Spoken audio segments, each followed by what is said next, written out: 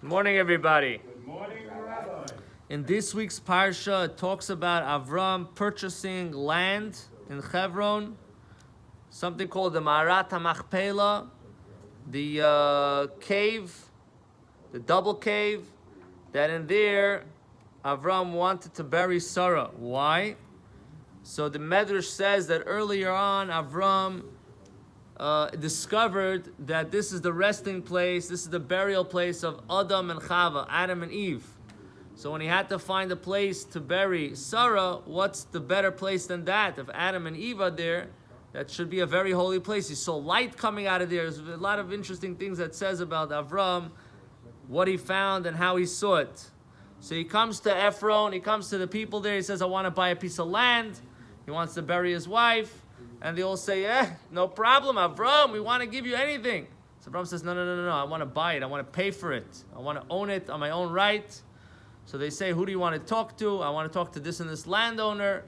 And Ephron says, okay, no problem, we're friends. 400 coins. So what happens is, this is the biggest real estate deal that was ever made in history.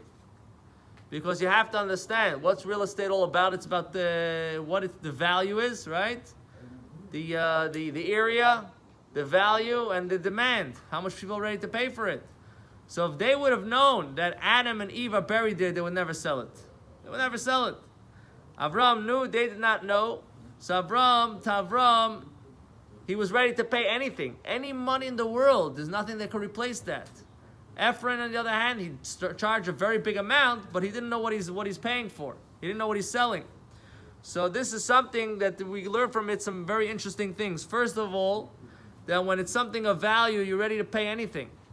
So we have to know that when it's coming for us, a lot of times we're doing a mitzvah, we want to connect to something holy, just like Avram wanted to connect to that place as a holy place. Sometimes you have to pay for it, and sometimes it costs, and sometimes you say to yourself, oh, look what happened, I was doing a mitzvah, and this happened, and that happened. Well, you know what? Guess what? Sometimes you got to pay. But whatever you're paying for it, you should know you're getting the best deal of the century.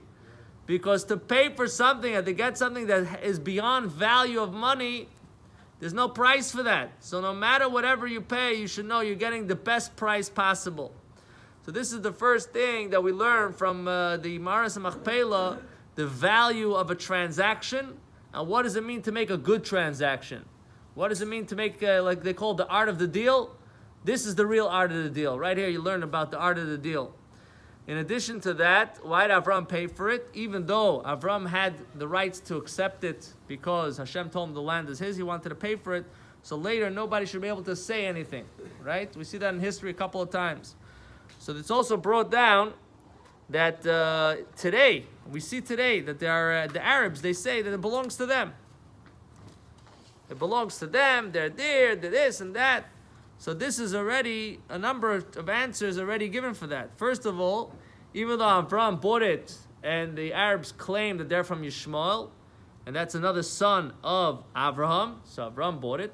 Yeah, but who did he buy it for? He originally bought it for Sarah. And if he originally bought it for Sarah, that has nothing to do with Ishmael, that has to do with Yitzchak. That's number one. Number two, the Yishmael is not considered the same level of a son as Yitzchak. It's called a ben shivcha. And in Torah, a son of a servant maid, is in a different category. And number three, this is a discussion for itself, but according to most opinions, most of the Arabs today are not from Yishmael. Even though we tend to believe that, and there is some sources for that, but there are those that say that even the Arabs today are not from Yishmael. So either way, there is a lot of value here, knowing that this is a land that belongs to Avram, that it goes to every single Jew, and every single one of us, we inherit the land, and we inherit the lesson that goes with the land. So Hashem should help. We should be able to make great deals with a lot of success, and we'll be zeicha to the coming of Mashiach Tzidkenu, when they'll all get up and they'll come out in Ma'arat HaMachpelah, and we'll get to see them on a personal level. B'karav mamish. Amen.